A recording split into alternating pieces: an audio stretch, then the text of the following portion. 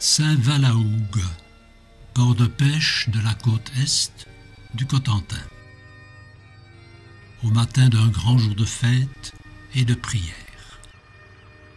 À l'heure où le ciel se teinte des couleurs de l'aube, les pêcheurs s'activent déjà de tout cœur à décorer leurs embarcations.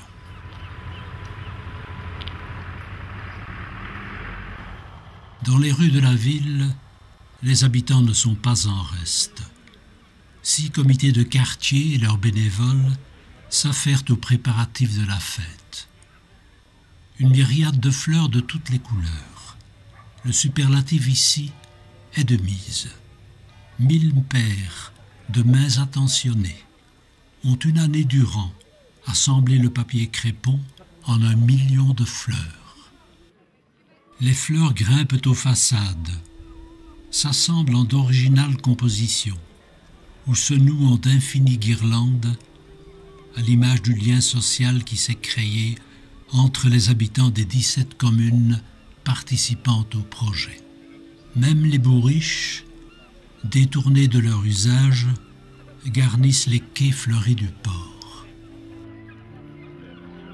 La bénédiction de la mer procède d'un rituel apparu ici au XIXe siècle.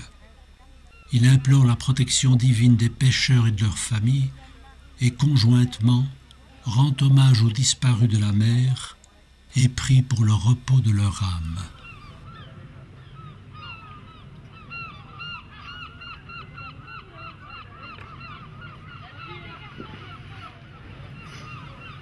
Des gestes simples, mais des sentiments profonds. Attachement à leur cité et à sa vocation de port de pêche.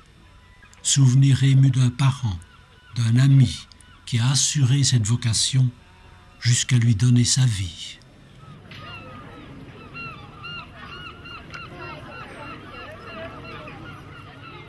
Des visages graves, des émotions contenues, une émotion riche de l'amour et de la fierté de leur métier. Une émotion matinée d'angoisse face au danger de la mer. La présence de Monseigneur Lalanne, évêque de Coutances, témoigne de l'importance de l'événement.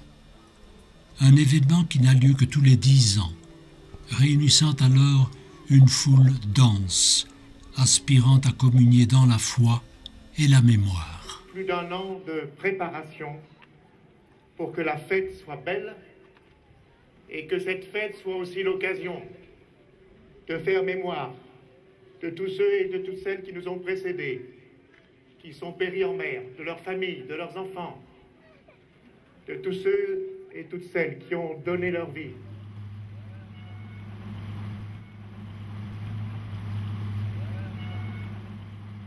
Quittant le port, le cortège échalutier se déploie en une vaste procession qui se veut un hommage aux pêcheurs victimes de la mer.